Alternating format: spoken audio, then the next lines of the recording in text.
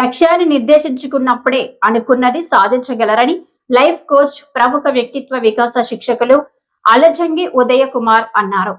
అనకాపల్లి జిల్లా మునగపాక మండలం తోడాడ జెడ్పీ హైస్కూల్లో శ్రీ ఆదినారాయణ స్వామి రాజయోగాశ్రమం ట్రస్ట్ ఆధ్వర్యంలో 10వ తరగతి విద్యార్థులకు పబ్లిక్ పరీక్షల అవగాహన సదస్సు నిర్వహించారు.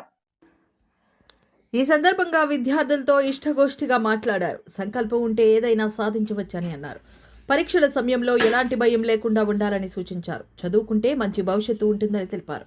10 పరీక్షల్లో సత్తా చాటి పాఠశాలకు, గ్రామానికి, జిల్లాకు మంచి పేరు తీసుకురావాలని ఆకాంక్షించారు. ఇన్ఛార్జి ప్రధానోపాధ్యాయురాలు ఎన్వివి పద్మ అధ్యక్షతన జరిగిన కార్యక్రమంలో managing trustee Surisetti Sushupna Kumar, Twinkle Shyam, స్థానిక నాయకులు దొడ్డి రమేష్ కుమార్, ట్రస్ట్ సభ్యులు Vanapalli Appalaraju, Kaki Apparao, Nukalakshmi, Narayana, Veerababu, MPP school HM Sivaram Prasad, ఉపాధ్యాయులు రామచంద్రరావు మరియు అధ్యాపకులు, స్కూల్ పేరెంట్స్ కమిటీ సభ్యులు పాల్గొన్నారు.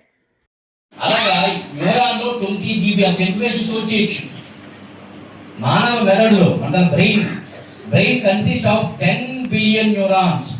100 కోట్ల న్యూరాన్లతో తయారైంది. అంటే 100 కోట్ల న్యూరాన్ ఇంటూ ఒక న్యూరాన్ 20 GB అంటే ఎంత వేసుకోవచ్చు? అంటే మనకి ఎంత పొటెన్షియల్ ఉంది, మనం ఉపయోగించుకుంటామా? అత్యంత మేధా సంపన్నుడని పేరుగాంచినటువంటి ఐన్స్టీన్ అంట తర్వాత చనిపోయిన తర్వాత అక్కడ ప్రయోగాలు చేసుకోవడానికి అవకాశం కల్పించాడు. హ్యూమన్ ఆయన తాలూకు బ్రెయిన్ ని పరిశోధన చేశారంట. చేస్తాక ఆయన కేవలం 4% మాత్రమే తన తాలూకా సామర్థ్యాన్ని ఉపయోగించుకున్నాడు. అంటే ఐన్స్టీనే తన తాలూకా మేధస్సులో 4% ఉపయోగించుకోగలిగాడంటే మనం ఎంతవరకు ఉన్నాము? You understand? అర్థమవుతుందండి.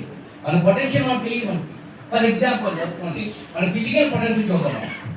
ఫిజికల్ పొటెన్షియల్ 590 వస్తుంది. Success is 99% of inspiration, 1% of inspiration అంటాడు.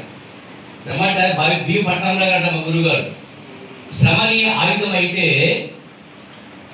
ఆయుధమైతే విజయం నీ బానిస.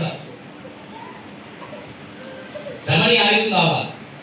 అరిచినట్టుగా 90% శ్రమించడమే, 99% పెర్సురేషన్ శ్రమించడం, జస్ట్ 1% ఇన్స్పిరేషన్.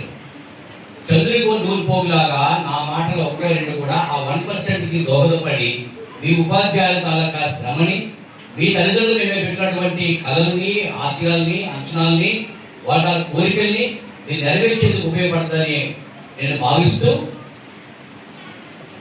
ఈ కార్యక్రమాన్ని ఎడ్యుకేషన్ విద్య అంటే మన గురించి మనం తెలుసుకోవాలి. ఈ don't know what you are. మనకు తెలియదు, మన గురించి మనకు తెలియదు, మనకి ఎంత సామర్థ్యం తెలియదు. చాలా మంది చెప్తారు చదువుతాను సార్ మర్చిపోతాను అంటారు. ఎంతమంది చదువుతాను కానీ మర్చిపోవచ్చు? ఏంటంటే సార్ చదువుతున్నాను కానీ